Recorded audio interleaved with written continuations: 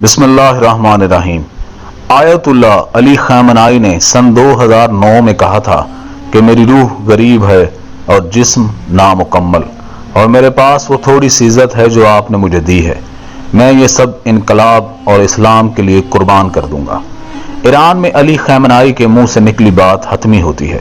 वो 2 दहाइयों से ज्यादा अरसे से अपने मुल्क के रहबर आला हैं। हम अक्सर अली खamenei को अमेरिका के खिलाफ खुतबे देते हुए देखते हैं। वो स्याह पगड़ी और सफ़ेद दाढ़ी में एक ऐसी शख्सियत लगते हैं जिस तक रसाई मुमकिन न हो। खamenei ईरान के सबसे आला रहबर और उनकी बात ईरान में हतमी होती है। अली खamenei ईरान के मुकद्दस तरीन शहर मशहद में सन 1939 में पैदा हुए थे। उन्होंने अपने वालिद के नक्शे कदम पर चलते हुए आलिम बनने का फैसला किया। वो एक आसान फैसला नहीं था, क्योंकि वो शाह मोहम्मद रजा पहलवी के दौरे हुकूमत में बड़े हुए। रजा शाह एक सेकुलर बादशाह था जो मजहब को एक कदीम और मशकूक चीज समझता था। आयतुल्लाह खamenei की सवाने उम्री लिखने वाले महदी खिलजी का कहना है कि खamenei बहुत कम उम्री में सिर्फ 11 बरस की उम्र में आलम बन गए थे।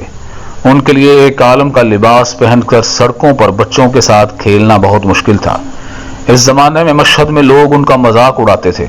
उनकी जिंदगी बहुत मुश्किल थी, लेकिन अली खamenei ने हिम्मत न हारी। उन्होंने शादी कर ली और उनके 6 बच्चे हुए। अब उनके रिश्तेदारों में से कुछ ईरान से बाहर भी रहते हैं। उनके भतीजे महमूद मुराद खानी, जो पेरिस में जलावतनी की जिंदगी गुजार रहे हैं, अपने चचा को एक ऐसा खामोश आदमी के तौर पर याद करते हैं जो शायरी से मोहब्बत करता था। मुराद खानी ने कहा कि वो बहुत अच्छे और मिलनसार थे, ताहम दिलचस्प बात यह है कि मेरी यादों में उनमें कुछ खास नहीं था। वो किसी भी तरह से उभर कर सामने आने वाले नहीं थे। वो बहुत आम थे। मिसाल के तौर पर मशहद के रहने वाले सभी लोगों में शायराना रुझानात आम हैं। तमाम ईरानियों के पास शायरी की किताबें होती हैं और हम सब फनून से मोहब्बत करते हैं। इब्तदाई सालों में अली खamenei भी तंबाकू नोशी किया करते थे और पाइप पसंद करते थे, जो एक मजहबी आदमी के लिए एक बहुत ही गैर मामूली आदत थी। वो शाह ईरान के मरकजी मुखालफ जला वतन आलम आयतुल्लाह रूहुल्लाह खamenei के हामी थे। आयतुल्लाह खमीनी ईरान में इस्लामी हुक्मरानी लाना चाहते थे। अली खamenei ने मुल्क के अंदर रहकर आयतुल्लाह खमीनी के पैगाम को फैलाने की कोशिश की, और इसी कोशिश के दौरान वो 6 मरतबा गिरफ्तार हुए। 70 की दहाई के दौरान मार्क्सी ग्रुप भी शाह से छुटकारा हासिल करने की कोशिश कर रहा था, और इसी दौरान अली खamenei एक नौजवान कम्युनिस्ट होशांग अस्दी एक ही कैद खाने में रहे, और एक आलम और एक कम्युनिस्ट का यह इश्तराक अच्छा रहा। होशांग अस्दी के मुताबिक वो एक बहुत अच्छे इंसान थे। वो छोटी छोटी चीजों के बारे में मजाक करते थे, लेकिन उसका जिनसियत के साथ ताल्लुक नहीं होता था। इस सवाल पर क्या इन्हें कभी लगा कि खamenei ईरान के रहबर आला बन जाएंगे? अस्दी ने कहा कि कभी नहीं, और कभी नहीं, और कभी नहीं। लेकिन 1979 में सब कुछ बदल गया। शाह की हुकूमत गिर गई और आयतुल्लाह खमीनी ने पेरिस से आकर इस्लामी जमहूरिया ईरान की बुनियाद रखी। ईरान में उलमा की हुकूमत आ गई और अली खamenei ने इनमें से एक थे। 40 साल अली खamenei आयतुल्लाह खमीनी के करीबी हल्के में शामिल हो गए और इन्हें तेहरान में जुम्मे की नमाज की इमामत सौंपी गई। उनकी अहमियत इस बात से जाहिर होती है कि तेहरान में अमरीकी सफारत खाने पर कब्जे के वक्त इन्हें अहम किरदार अदा करने के लिए रवाना किया गया था।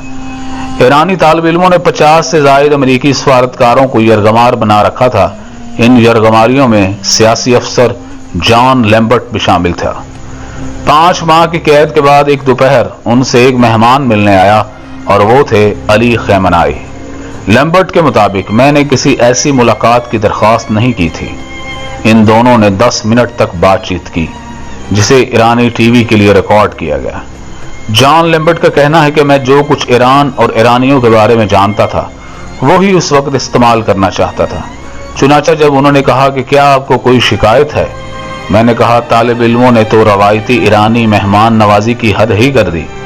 मुझे मालूम है कि ईरानी अपने मेहमानों को जाने नहीं देते, लेकिन यह वाकई मुज़हका खेज है। वो एक अहमक शख्स नहीं था। वो वाज़े तौर पर जानता था कि मैं तंज कर रहा हूं। लेकिन जल्द ही अली खamenei के जहन पर और बड़ी चीजें छा गईं। जून 1981 में حزب اختلاف کے ایک گروپ نے انہیں قتل کرنے کی کوشش کی اور پریس کانفرنس کے دوران ٹیپ ریکارڈر میں بم چھپا کر ان کے داہنے ہاتھ کو بیکار کر دیا۔ علی خامنہئی نے بعد میں تہران میں ناظرین کو بتایا کہ میں حملے کے بعد بہت بری حالت میں تھا، کیونکہ کسی نے نہیں سوچا تھا کہ میں زندہ بچ جاؤں گا۔ میں نے محسوس کیا کہ میں نے موت کے دروازے پر تھا۔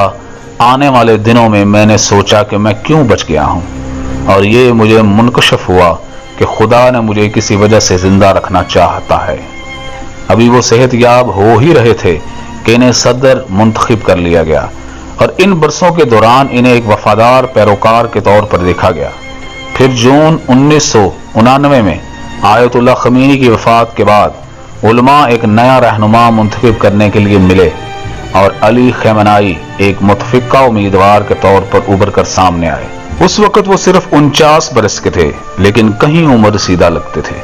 ان کا انتخاب آیت اللہ خمینی کے نظریات پر عمل کرنے کے لیے کیا گیا تھا۔